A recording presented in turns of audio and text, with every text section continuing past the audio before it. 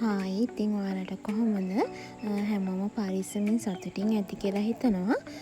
ඉතින් අද මාර්තු මාසේ පෝය දවස. ඒ කියන්නේ මාර්තු 2. අද අපි යනවා ඈත තියෙන පන්සලකට. අන්න අතන කන්ද උඩ තමයි ඒ පන්සල තියෙන්නේ.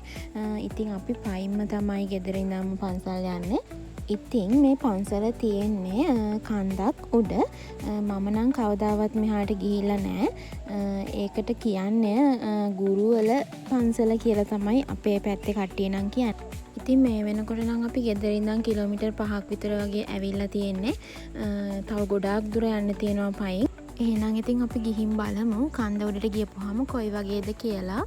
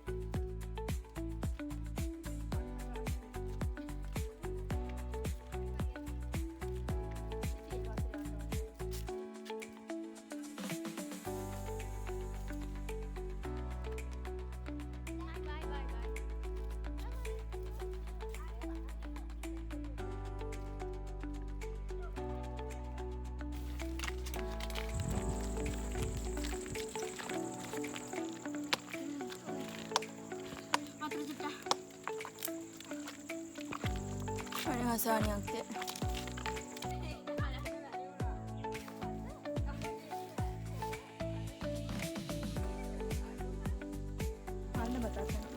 අනේ දැන් නම් හරි අමාරුයි ළමයිනේ. අපි දැන් කිලෝමීටර් කීයක් විතර ආවද? අනේ මන්ද 10ක් විතර එන්න ඇති. 10ටත් වැඩි ඇති. ඔන්න ළමයි අපි ආවා. අපි ගෙදරින් එනකොට 3යි. දැන් වෙලාව 5යි කාලට විතර ඇති. ඒ කියන්නේ දෙකමාරක් වගේ අපි පයින් ආවේ. පයින්මයි ආවේ. ඔන්න ඇවිල්ලා ඉන්නේ. ඔන්න ඔහොම තමයි තියෙන්නේ. මේ තමයි ගුරුවල.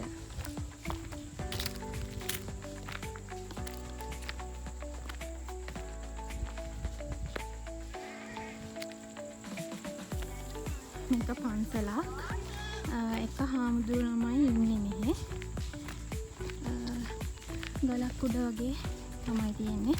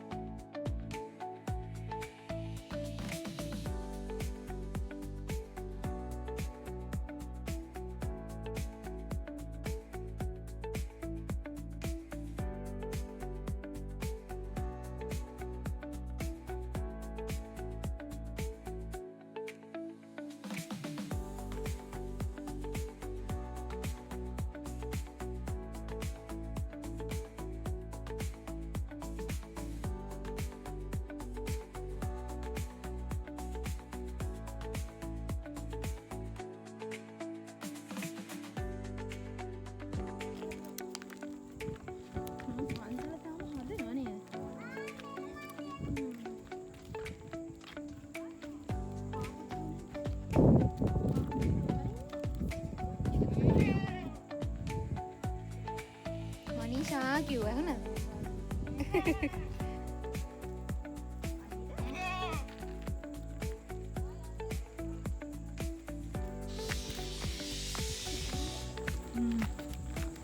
පන්සල තාම හදන ගම. දෙකක් 3ක් විතර හදලා හදනවා.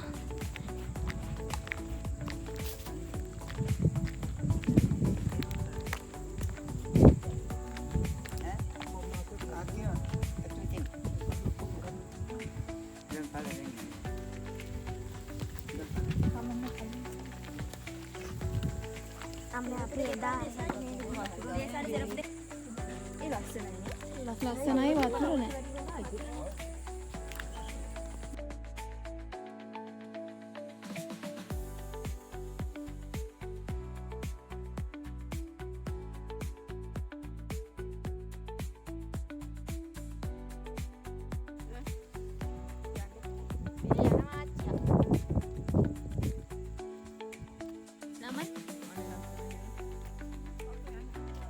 අයිනට යන්න පාළු හුලං එනවා.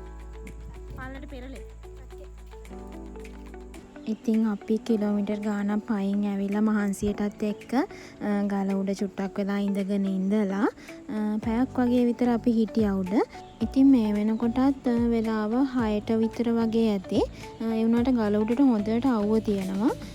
මෙතන ඉන්නකොට වෙලාව යනවා දැනෙන්නෙත් නෑ. මොකද පල්ලට නම් ගොඩක් කරවල වෙලා තියෙන්නේ. ගල උඩට හොඳට තාමත් අවුව තියෙනවා. මේ ගල උඩට ගියාම සම්පූර්ණ මුළු ගමම හොඳට පේනවා. ගල අයිනට නම් යන්න බෑ. ගල අයින හුලං වැඩි, තද වැඩි. ඒ නිසා පල්ලට වැටෙනවා. ඒක නිසා අයිනට යන්න විදිහක් නෑ.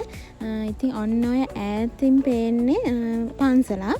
ඒ පන්සලට පල්ලෙන් තමයි අපේ ගේ තියෙන්නේ. ඒ කියන්නේ අපි එන වටයක් තමයි මේ ඇවිල්ලා තියෙන්නේ. පැය දෙකක් විතර වගේ කියන්නේ සෑහෙන දුරක් පයින්ම අපි ඇවිල්ලා තිනවා. ඉතින් මෙතන පැයක් විනාඩි 45ක් වගේ ඉඳලා අපි පල්ලෙහාට ආපහු ගෙදර එන්න ආවා. මොකද දැන් මේ වෙලාවේ අපි පයින්ම ඇවිල්ලා තියෙන හින්දා ආපහු පයින් යන්න තරම් පණ නෑ ඇඟට. ඒක නිසා මගට ට්‍රීවිල් එකක් ගෙන්නගෙන අපි ට්‍රීවිල් එකේ තමයි ගෙදර ගියේ. ඉතින් මෙන්න මේ වීඩියෝ එක නම් නිකන් හිතිලා වීඩියෝ කරපු එකක්. ඊළඟට හෙයා කියා වීඩියෝ එකක් අරගෙන ඉක්මනටම මම ඔයාලා බලන්න එනවා. එතකල් හැමෝම පරිස්සමට ඉන්න. හැමෝටම බුදු සරණයි.